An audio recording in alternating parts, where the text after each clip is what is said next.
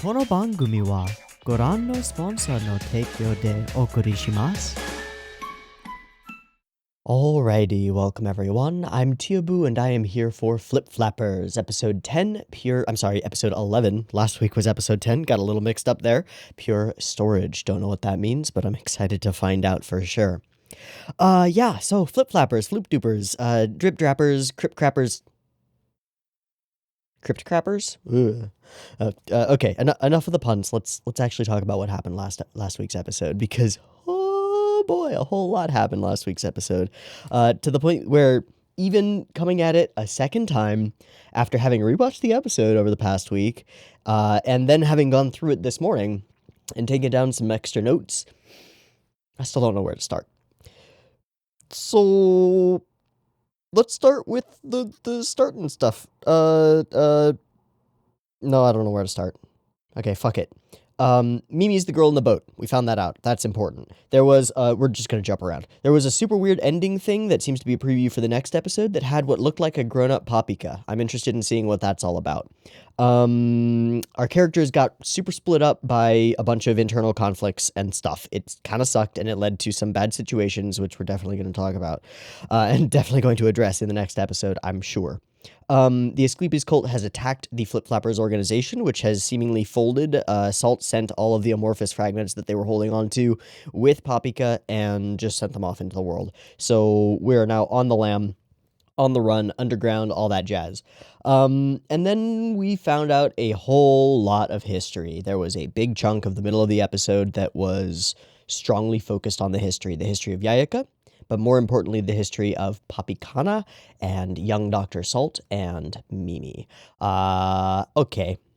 So Paprika was in this organization place that seems to be like proto Flip Flap or proto both Asclepius and Flip Flap, uncertain, but powerful organization working on these power things and going into pure illusion and stuff. And Mimi was their big deal. So they were essentially like feeding other children to her, for her to try and take them into pure illusion, and then they would die, and just disappear and not come back until Paprika, and she and Mimi actually formed a connection, formed a bond, formed a promise. Paprika gave her a flower crown, which we're going to talk about because I have some interesting stuff to talk about on flowers. And that sort of cemented their promise to each other, and they went off to pure illusion, and it was wonderful, and they were partners and precious friends and all that jazz. And that's all we really know at this point. We don't know how Mimi and Coconut are related, though we can speculate. We don't really understand. Whether they're clones or she's her mother or what, no idea. How the aging process works, no idea. But our characters are split up, and that's a problem. Because Coconut, when she is split up from Paprika, goes to the one place where she has been safe for all of her life, and that is home, her grandmother's home. And she walks in the door and everything seems normal. She's greeted by her grandmother. All is well. All is well. Goes ahead, washes her face, comes out of the bathroom, and boom, the room is filled with motherfucking robots, and Grandma is standing. And at that point, having been pushed and pushed and pushed, feeling like she's been separated from everybody who cares about her, feeling like all of her support systems have been dropped out from under her because they have, Coconut explodes. Actually, quite literally, she explodes. The amorphous in her thigh glows, and explosions happen, and there are robot parts and shattered glass and stuff scattered everywhere, destroying her home. And now she's flying, and she has red eyes, and she's Mimi. Okay, there are some questions raised by that situation. How is she Mimi? How is me in her?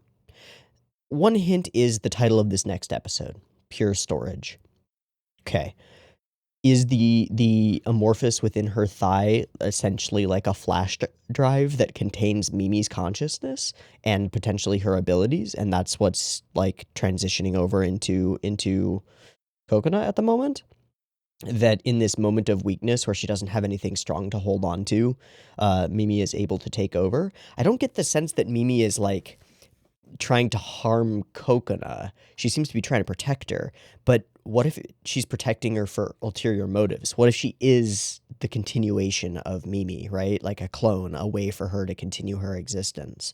And this storage system, like she was always built as a surrogate, as something to swap into a new clone body or something. I don't know. Or maybe she's just trying to protect her daughter or something. I don't really know. It's kind of confusing at the moment. Okay. Those are most of the notes that I have down. Most of them. Then there's stuff on flowers. So, I've made some mistakes on my Hanakotoba readings in the previous episodes. The pinkish, reddish flowers that constantly show up around Yayaka, I have been calling geraniums because I thought that the shape of them and like the look of them looked right for geraniums. And then it was like true friendship or something, which kind of tracked. They're not geraniums. They are begonias. And that's a big difference because begonias indicate dark thoughts, looming like warnings, and a sense of beware, which is a thing. And that makes a whole lot more sense given Yayaka. And then the red and pink versions of the begonias also have a secondary meaning of like indicating romance, as many red and pink flowers do. But begonias also, in a weird way, they indicate warnings, but they also can cement friendships because the warnings can help you become closer, I think. At least that's what I read on some of the weird frou-frou Hanakotoba pages that I went looking on. Okay, so that's one flower that I made mistakes on. The other one I just never really looked up, and it's clovers. And I think clovers are really fucking important. There is the plant in formerly Kokona's house is a clover, but a non-flowering one, and one that's kind of wilted at the moment, which makes sense. Papika gives Kokona a flower crown when they first arrive in that weird landscape with the twisted metal everywhere. Papika gives gives Mimi a clover flower crown as their like the start of their friendship, really. Clovers are important, and what they mean is even more important. Clovers mean think of me, but they also mean promises, and they also mean a promise of retribution for betraying a promise. Okay? So, Papika gave Mimi a flower crown, promising her to think of her. Right? Did she betray that promise by giving Kokona a flower crown and taking Kokona as her new partner, given her lack of memory of Mimi? Maybe. Will there be retribution for that? Maybe. Maybe. Maybe she'll have to fight the body of Kokona and the mind of Mimi in order to save the mind of Kokona. It's a pretty cool idea. But how will she... Okay, there's another layer to this, though. How will she transform? Because as far as we know, she can't do it alone, right? Who else is probably aligned with our cause and also has trouble going to pure illusion alone? Yayaka. So what if, hear me out, what if Papika has to fight Mimi/Kokona in order to save Kokona, but she can't transform into flip-flap mode because she can't transform with... Her enemy is her partner that she needs to transform, is the key. So she instead forms a temporary alliance with Yayaka, who also wants to save Kokona because partly she has feelings for Kokona and partly she's just her friend and she actually doesn't want to betray her and actually wants to like hold true to what friendship she feels that they actually do have. And she did that in the previous episode when she held back the other two Amorphous children. So what if Papika and Yayaka do a flip-flap team-up, wombo combo, poor Zoo, Happy Feet, that ain't Falco, and just body Mimi Kokona in order to save Kokona? Now that I've thought of it, I don't think that there's any other option. I think that is exactly where we're going with this. I'm excited. Okay. That means we could get a Yayaka and Papika transformation. That could be really good. Okay. So I think that's pretty much it. The Hanakotoba stuff, pure storage is our next thing. Don't know what that means, but have ideas. The weird thing with the grown-up Papika, no idea. Mimi is the boat girl. The characters get split up. Asclepius attacks. Find out a bunch of stuff about history on Yayaka and on Salt, and on Papika and on Mimi. There's an amorphous inside Kokona. Papika and Kokona split up, and Grandma is a robot. That's what we've got. And currently, Kokona is floating above her house, very angry and kind of like, I have the power to end the world sort of vibes from her, which is quite scary. So, how are we going to deal with it? No idea. Let's go ahead and find out, shall we? I've talked long enough. Let's jump into Flip Flappers episode 11. Okay, I've got the episode up and ready to go. It is sitting at 0 seconds. I have all the subtitles and stuff right. Yes, good. It is sitting at 0 seconds. There will be two versions of this reaction. You can find a picture-in-picture version with the video up there, linked in the description, and a timer-based version up on YouTube. If you would like to sync up your own copy of this episode with the timer-based version on YouTube, you are welcome to do so. Just go ahead and get your copy ready because the beep beep timer to count you down will be coming at you now.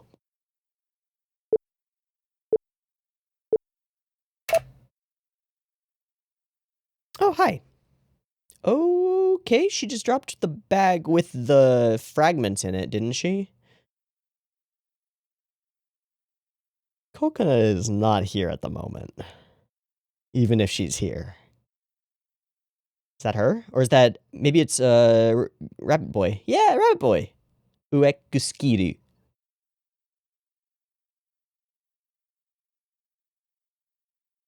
Perfectly clear.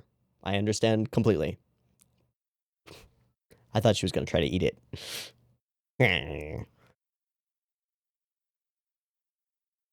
I care about Kokona. Yeah. Oh.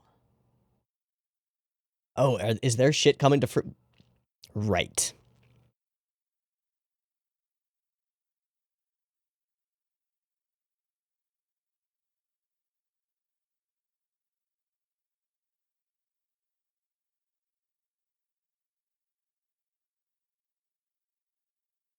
Why do I get the feeling she's just gonna explode their entire base?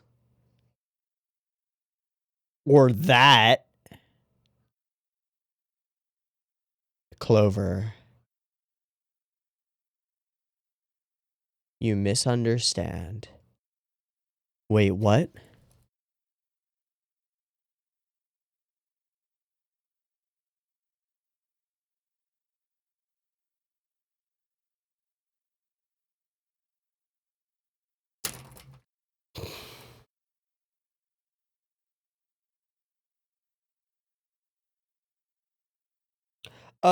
There's a particular red-haired girl who might have something to say about that.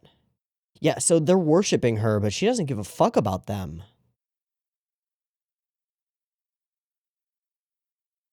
Okay.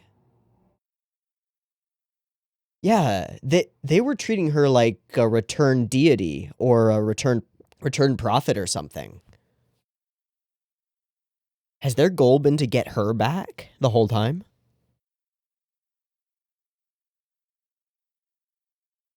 Is that why they've been keeping Kokona under guard? Giving her mild freedom?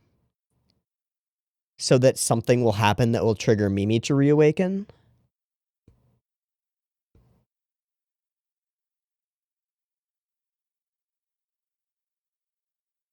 And bring their leader back? I don't know, man. Weird. And so the leader of the cult is a former member of the lab. So maybe he saw her ability and went a little wonky in the head, believing it to be something more, or at least not understanding it. And then how did Salt split from them?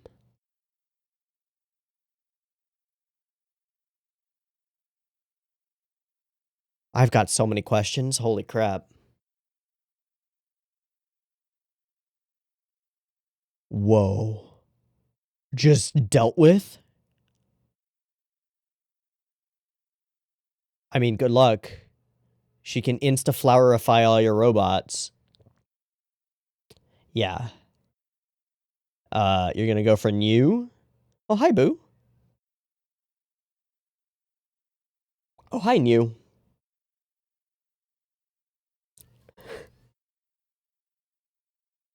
That's a big fucking gun, girl. I'm not an enemy. Oh, he's leaking. Oh, no. I hope she thinks he's cute. What is that?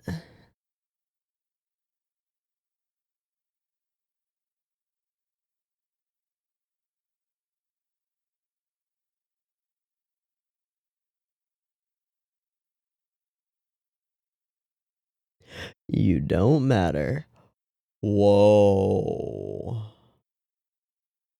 Does it? Yeah, okay, still in death. So, am I wrong in thinking that the entirety of the Asclepius cult leadership just got bopped? Nobody to recall you. Just static. You're cut off. You're cut off in enemy territory. Yeah.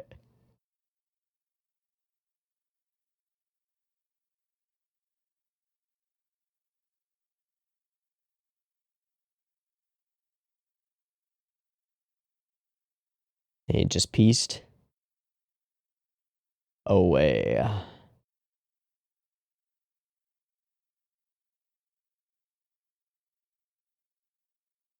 All right, where are we? What are we looking at?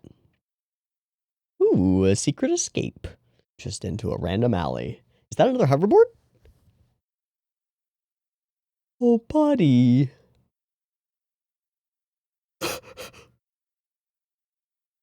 Oh, buddy. And he doesn't have any spare parts left, does he? That's great. Oh, hi.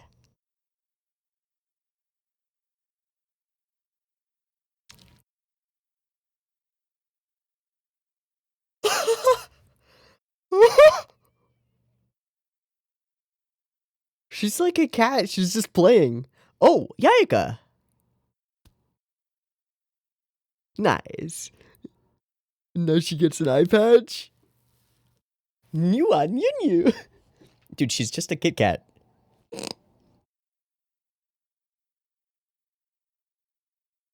Just give her head pats and everything will be fine. I promise. I know how this works. Okay. Where are we? And why? Okay, we're at the location that used to be the place, right? Hi, Mimi.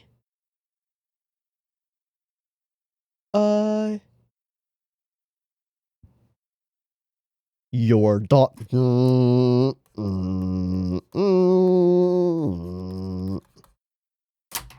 Nobody wanted to see you like this? By living vicariously through her. Oh.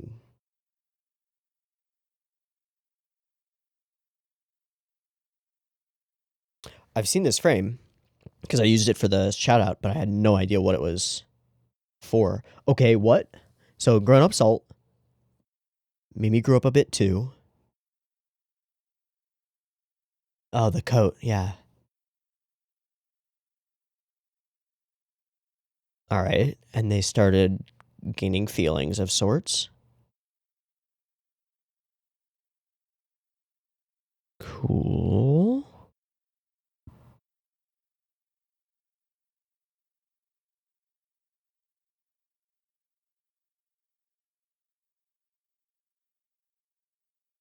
Right.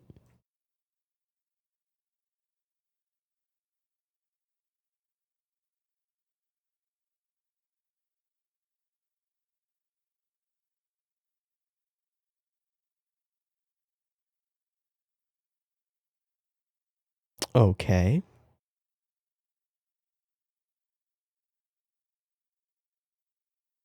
Papika grew up.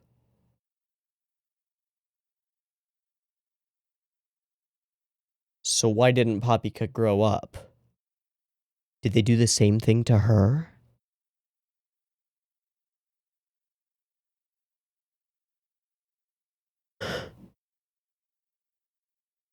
PI, pure illusion? Okay, the way that we do now. Elpis gives them the ability, so that's what the Asclepius cult has been using. Okay. We open the one inside the person inside the tube.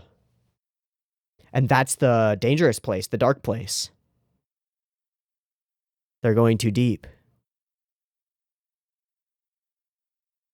He put himself in there for testing.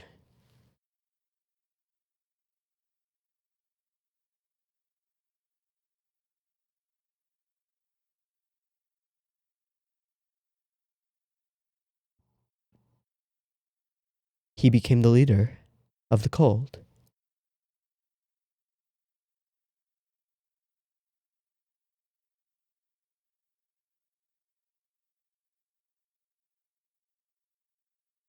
Sad boy.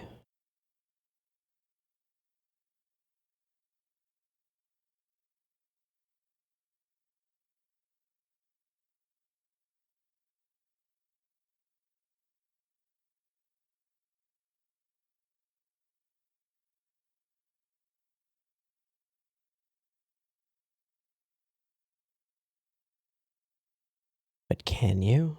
Will they let you? Oh.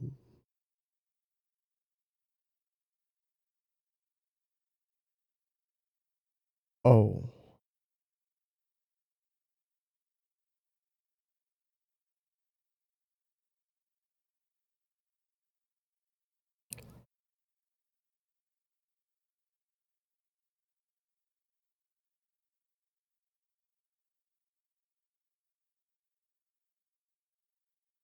Pregnant?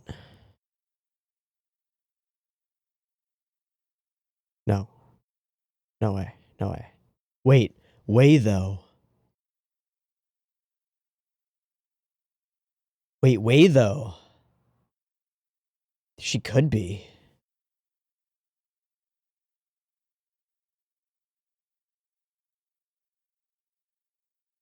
Who's number 33? Is that Mimi? No, it's Papika. Okay. And she's fighting. Will Salt get her out? And then they work together to try and get Mimi free or something? That's the band that became gold, right? Okay, they did find Mimi. They already took her. She was pregnant. It's yours, dude. Isn't it?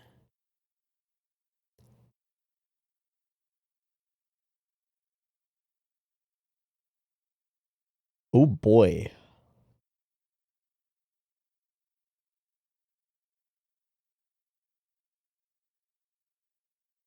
And he's gonna break her out.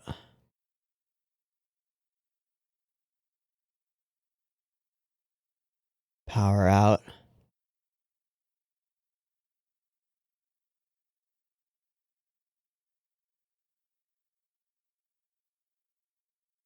Salt. Yeah.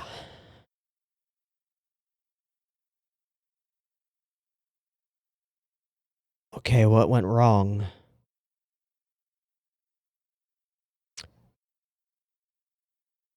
The bracelet. Same as the...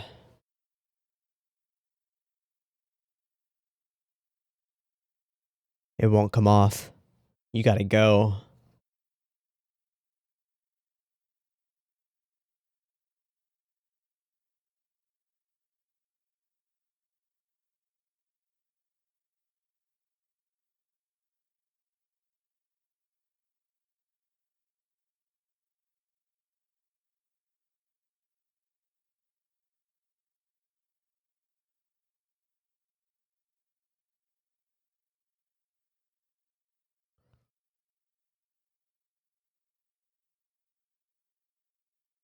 Pure illusion? Did she just jump?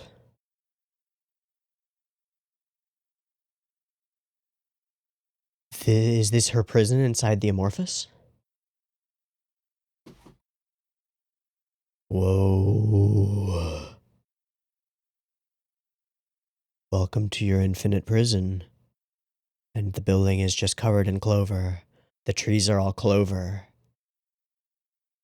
Everything is clover. This is PI.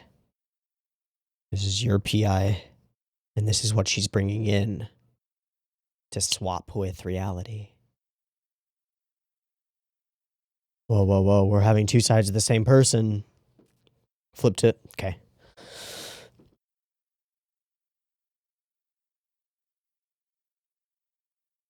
Nope.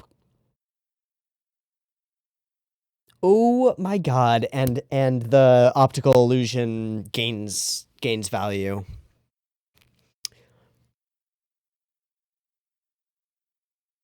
Oh boy. Oh boy. She destroyed it all. And that's the sequence we've seen.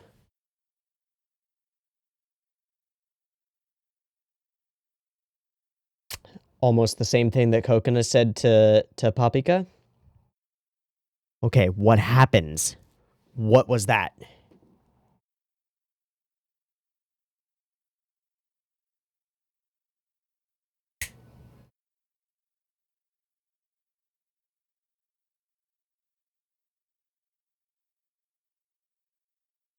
Okay, Papika dove after her. Salt awakened in an empty landscape.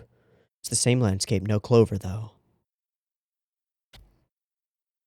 So they've blended together?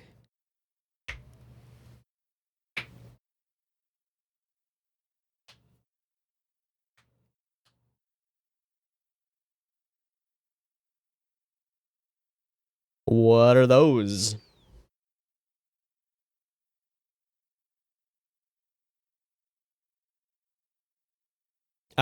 Actually, what are those? True. Okay, right, that fits. Hello, Papika? That is not Kokona.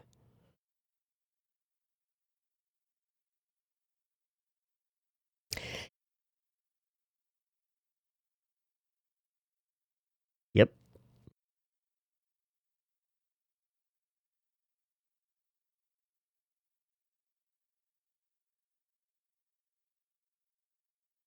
So she brings the full power of pure illusion into this world. Did those just hit him in the eyes? Dude, this soundtrack, though. Hi. Hi?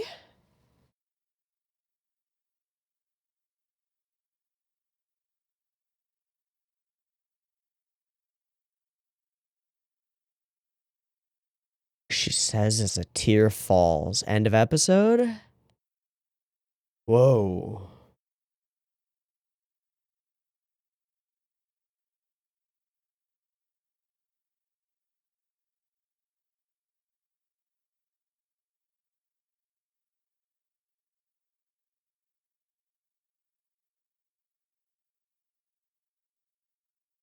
Stop me, please?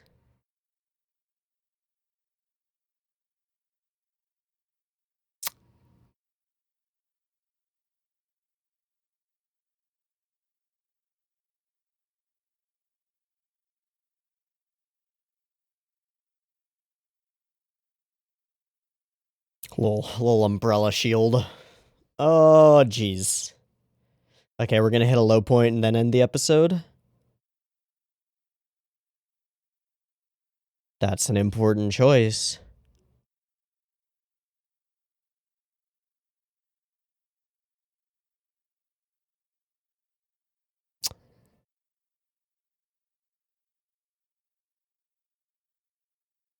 Thanks. Really needed the pep talk. Oh, look, an empty boat. Okay, not empty, just her alone. Hi, Mimi Mama. Yep, you also crazy.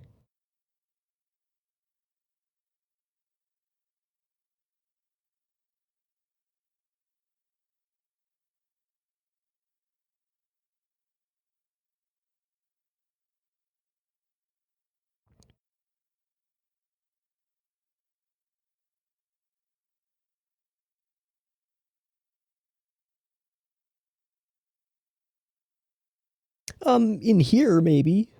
But out there are some problems.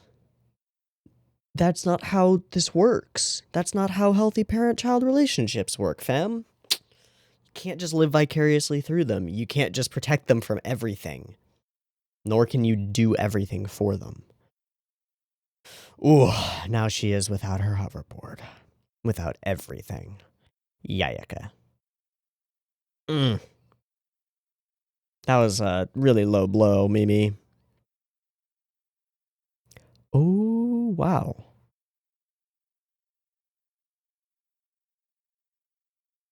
No, it wouldn't.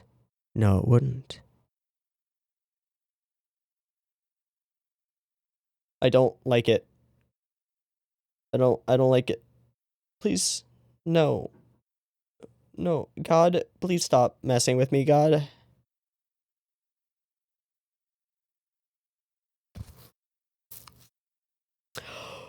No. Please, no. Okay, thanks. So now we've got a bit of a Lotus Eaters. Wait, that's the desert, isn't it? That's where the hoarfrosts. We're flashing through all the different illusions. But we've been through that before. She doesn't want any world. She wants the world. She doesn't want any Papika. She wants Papika.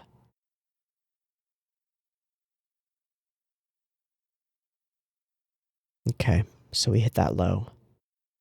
And we hold it. And she's gone. About that, she is making the world into that pure illusion. Oh, fuck. What is happening to the humans? Oh, shit. We found ourselves a little cabin place. Dope. Staging ground. Holy shit, he's alive. Hi. Yeah, you do. And I have a feeling I know what you're gonna ask. I'm pretty sure I'm right. Oh my god, that cloak.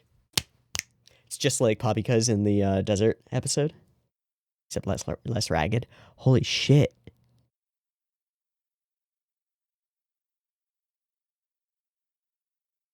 Is he Dogeza? Holy shit. Save my daughter.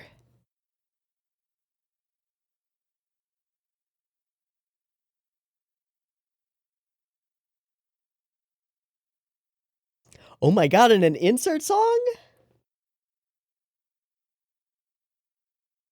Just like the reversal in the Tron episode.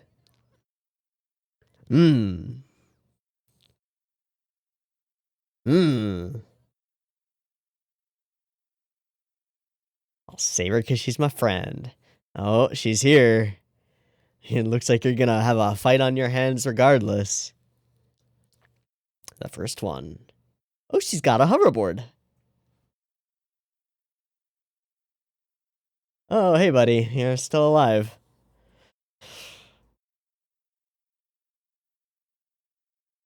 Yeah, that looked liberating.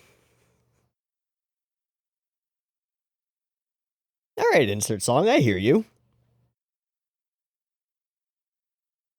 Straightforward. Let's go.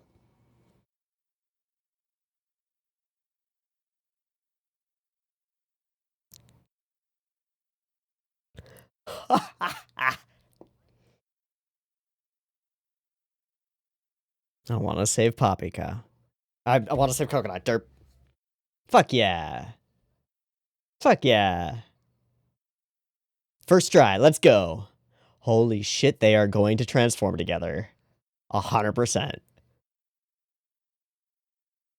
Color me excited. Okay, and there's no ED.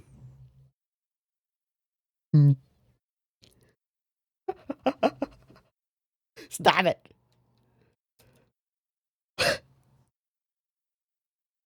That was great. The new.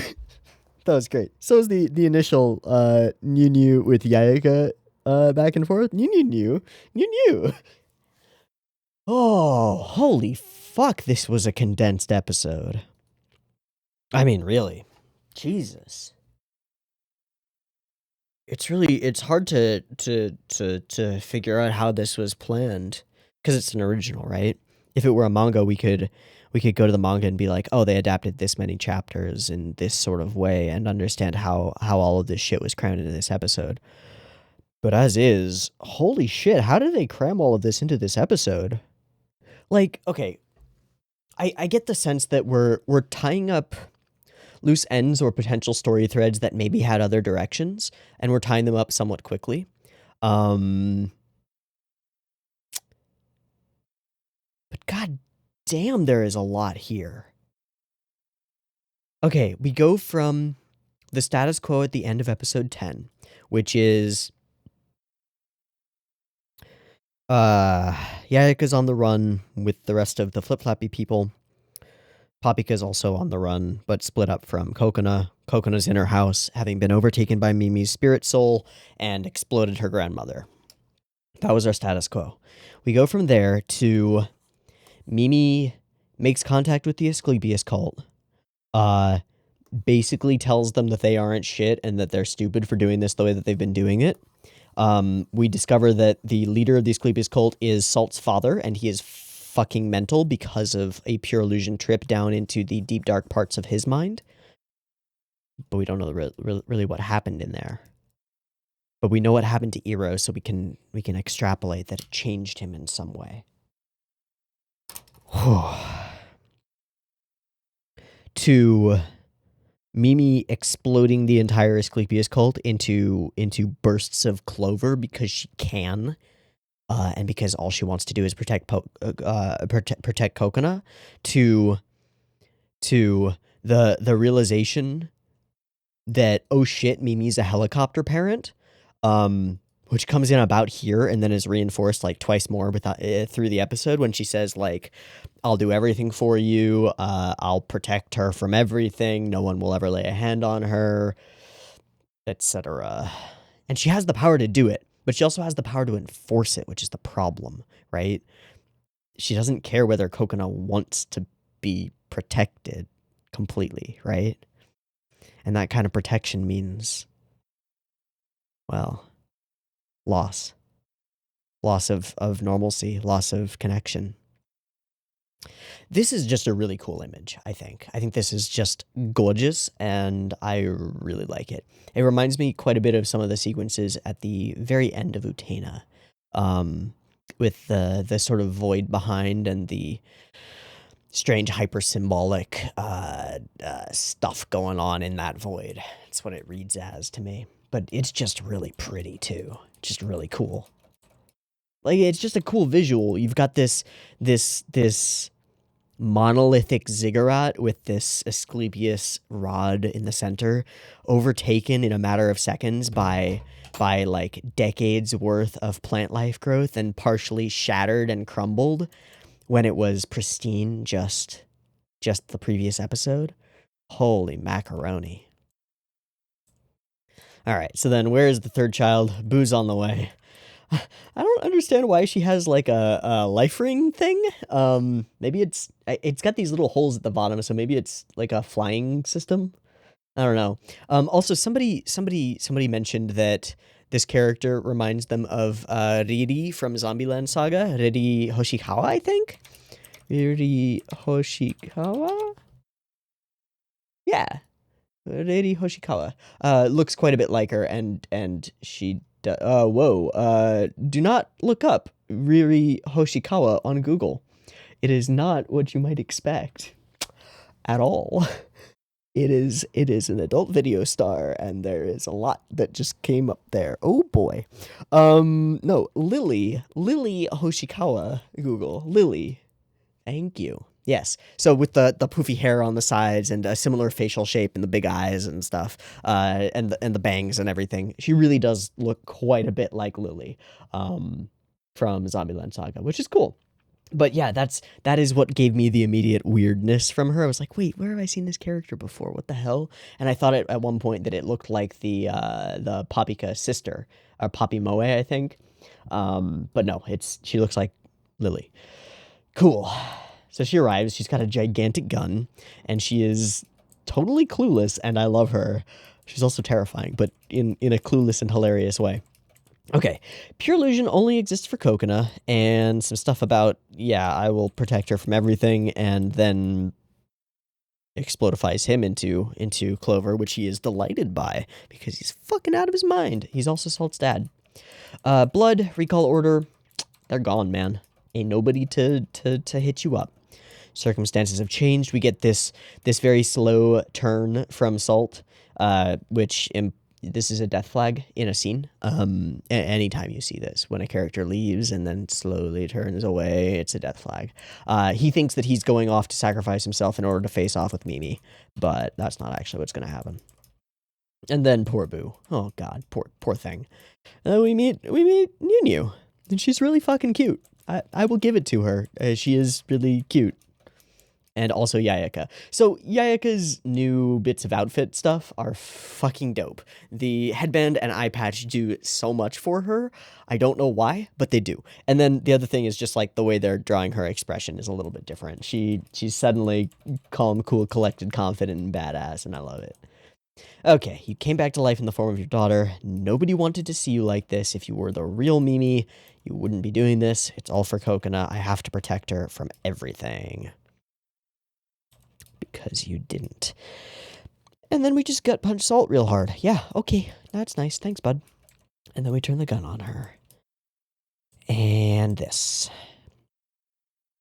We see their building relationship between them, the little bits of blushing, his growing up into a researcher, her gladness about studying, wish we could learn more without hurting anybody, but now she's free to be outside and stuff, which is nice.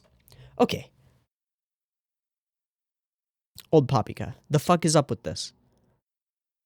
Did they do the same thing to Papikana that they did to Mimi and made her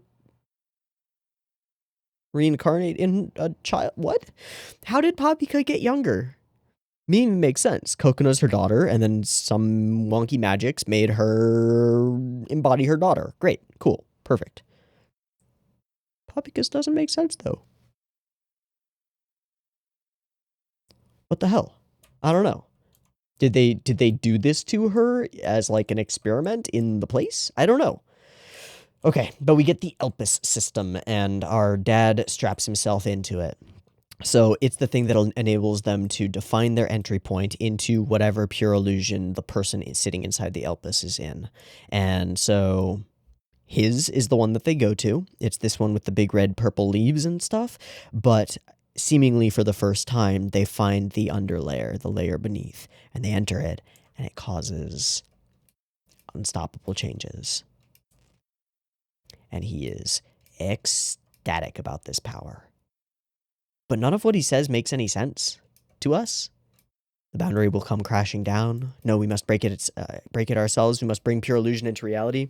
And at this point, it clicks. Oh, that's the Asclepius cult guy. Because that makes sense. But he seems just as crazy to us, the audience, as he does to everybody around him, which sucks. And we still don't, like, the worst part is that we don't even know what he thought he was going to accomplish, right? Like, maybe it was futile to try, but what did he think would be achieved? Because he does truly believe it. What did he think would be achieved? And was he right? Might be. Might have been. So we talk. And then this, and we discover the I don't know, the cyclical guilt and resentment in this trio. It's fucked. It's not good. It's a very pretty landscape, though. Sorry, I'm trying to organize my feet on my chair. You know I can't do that. And then Papika tries to tell her that, I'm sorry, I fuck up the names so often now. Papika tries to tell her that Mimi is pregnant, probably with his child, and he doesn't pick up on it, and she stops her from actually saying. Can finally resume our experiments? Yeah, by capturing Papika again. Fucked up. And they put that bracelet on her, and it locks her here. Cool. And she still has it. But a different one. It's weird. And Mimi herself. Please give Coconut back. So they hold her as a hostage. Why didn't you say anything? And he finally figures it out. We break her out. That's awesome. We go for the run. Papika has to stay. You will be punished.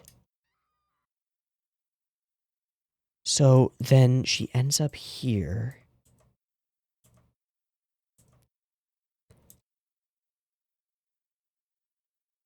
Okay. So she ends up in her own pure illusion, which is 2-layered as well, but it's not in the same way. It's not like a Stonehenge gate. The inside layer is the inside, right? It's this room that she was stuck in. Empty, isolated, alone. Impossible, because there's no ceiling, but the chandelier hangs, right? That's a clever little thing, isn't it? That is a clever little thing, isn't it? I just realized that. The room feels off, partly because it's so stark and blank, partly because there's no visible door or anything, but partly it's because of this shot. We see this shot, and it didn't even compute for me until I was going through it again. But there's nowhere for that chandelier to hang from. It doesn't make sense. It doesn't work. And so it's off. Super off. She touches an apple, and that causes the walls to fall down around her. In the same way that salt made those walls fall around her. And the entirety of the outside is those clovers. The promise. All of it. And then we do our Gollum and Smeagol conversation. I think this is pretty well done. Flip-flap between side to side. Good. Good. Yes. Shadow on one side, of course, not on the other. In fact, not at all on the other. They're completely different, right? You can see that the shadow comes up to the side of her nose, and it does not on this side. Completely different.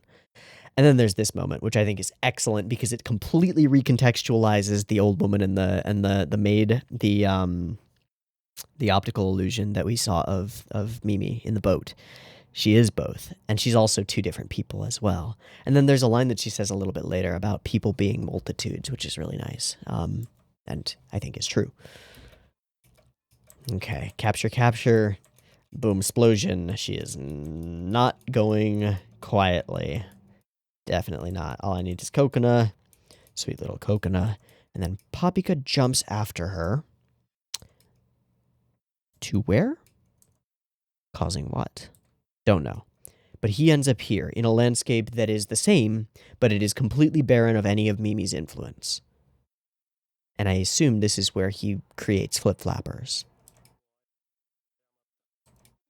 Made the wrong choice. Real Mimi would have never wanted this. I don't know what these things are. I don't know what they're supposed to do. I think they're supposed to like stop her power or something. But we don't really get an indication of what they're supposed to do. But she does destroy them all by turning them into grass and clover and stuff. Some of the animation on just her power effects are really awesome in this episode. Like this is neat. This thing becoming an expanding geometric shape and then exploding into these endless bits and bobs of clover and stuff. It's fucking cool.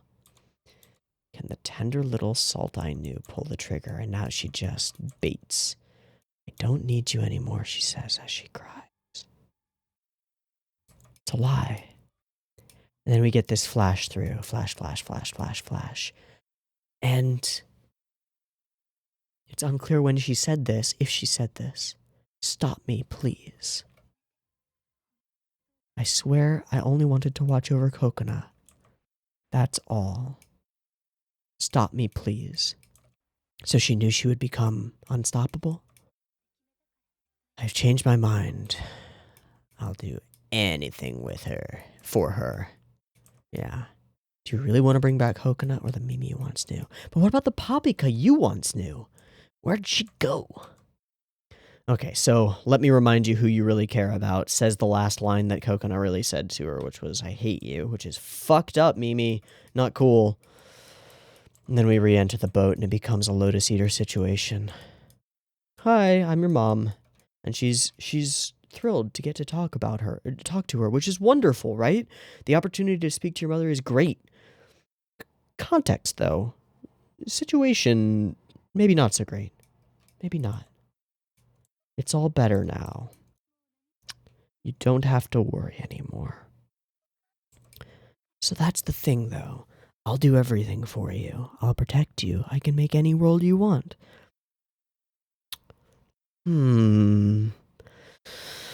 Yes, but what if I want a world where I earn the things that I want?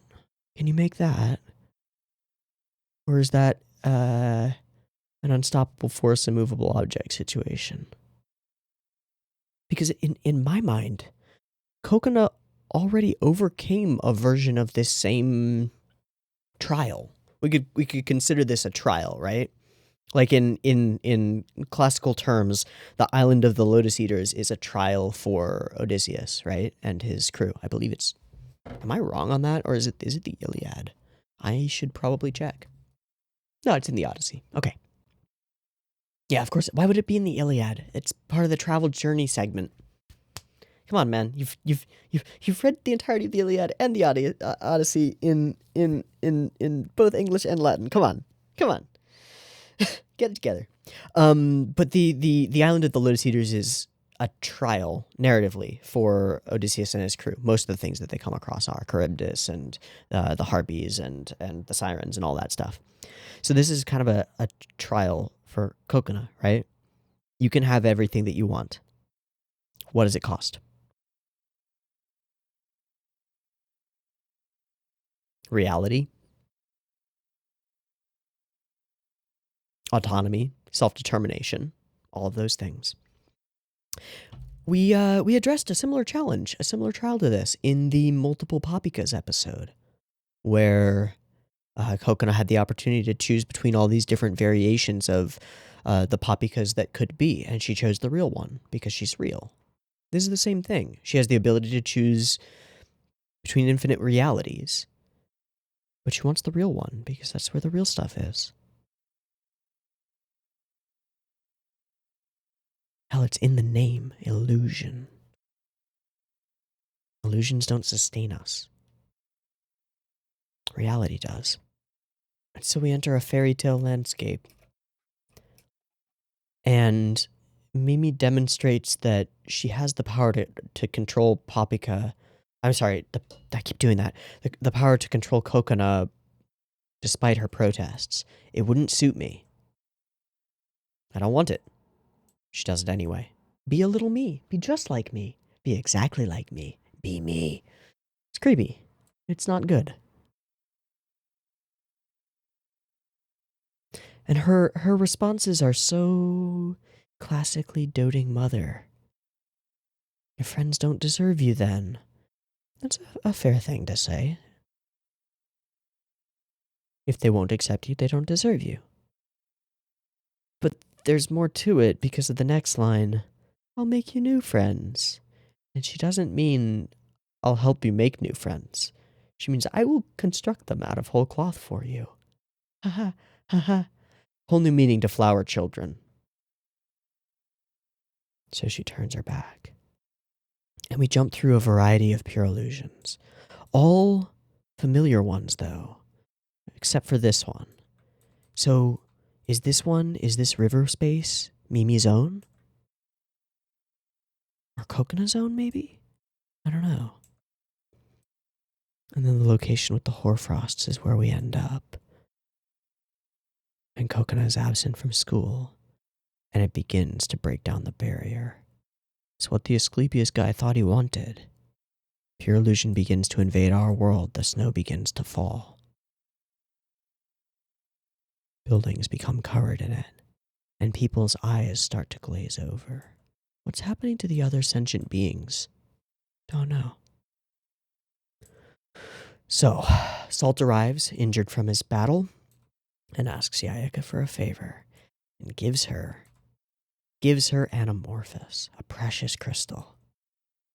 Why would he do that? Why would he do that?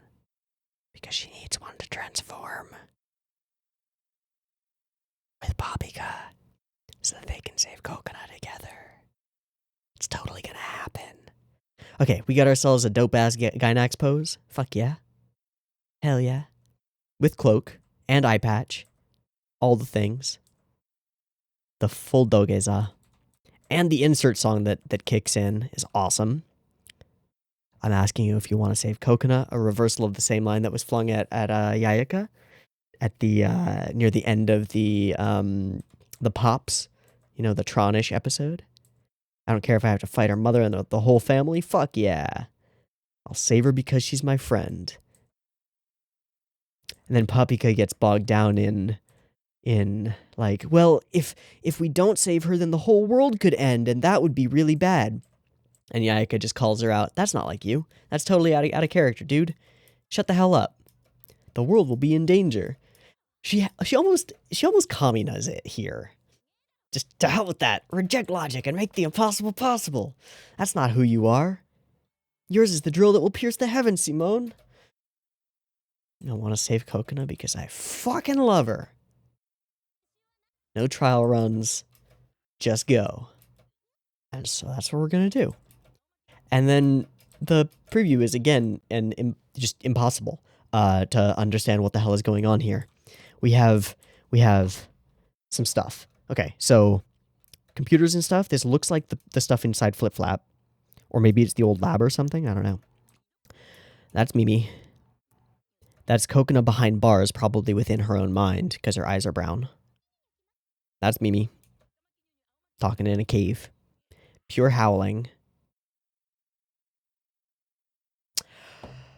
Howling? Does that fit our audio chain flow? Yeah, you know what? Kind of. Howling appears on certain digital audio processor sets. They have like anti-howling systems. Oh, that howling sound in public address systems. In PA systems. Like that, like when it starts going. Okay. So it seems to be like feedback, like PA system, that squeaky. You know what it is? I couldn't find a clip on YouTube to play, but like when the PA system in your high school would kick on, there would usually be like a right, like a squeaky squeal screechy thing, and I think that's the howl. But if it's feedback, then that means a cycle, a loop, where one thing, like a positive feedback loop, right? And then I went and I wanted to think about like whether the Japanese was actually howling or different, but it is howringu. It's katakana for pure howringu. So, no idea. Feedback. Okay. Big questions. Are Papika and Yayaka going to transform together? Almost certainly. How are they going to get Coconut out? I don't know. How did Papika get young again? That's the biggest question in my brain right now. It's the one I really want to know. How did Papika get young again? Maybe it doesn't matter. Seems to matter, though. So it's a weird thing. Clover everything. Snow overtaking the world. What happens to the other people when they enter into pure illusion? And what is the liberation that What's-His-Face was talking about? What does he think it'll cause? Liberation of our minds? I don't know. Oh, dense episode. A lot happened in it. I'm going to have to let it simmer. I am 100% sure that I'll have new thoughts to come at you next Wednesday morning, because I'm sure that I will rewatch this episode, and I'm sure that I'll have other thoughts about it. But I will say, for now, having just watched it the once and skimmed through it, I think it's pretty excellent. I do think it's pretty compressed, which you might take as like distastefully overly fast paced. Maybe I didn't find it that way. I found it pleasant. But things are definitely moving quickly. We are definitely in the end game now. And the question is, how do we resolve everything, really? We've tied up a bunch of loose threads. We've created a bunch more. What kind of rope or string will they form into? I don't know. I don't know. But that's going to be a wrap. I've been Teeaboo. This has been Flip Flappers, episode 11. I hope you've enjoyed it as much as I have, and I hope to catch you next week when we watch episode 12. See you there. Peace.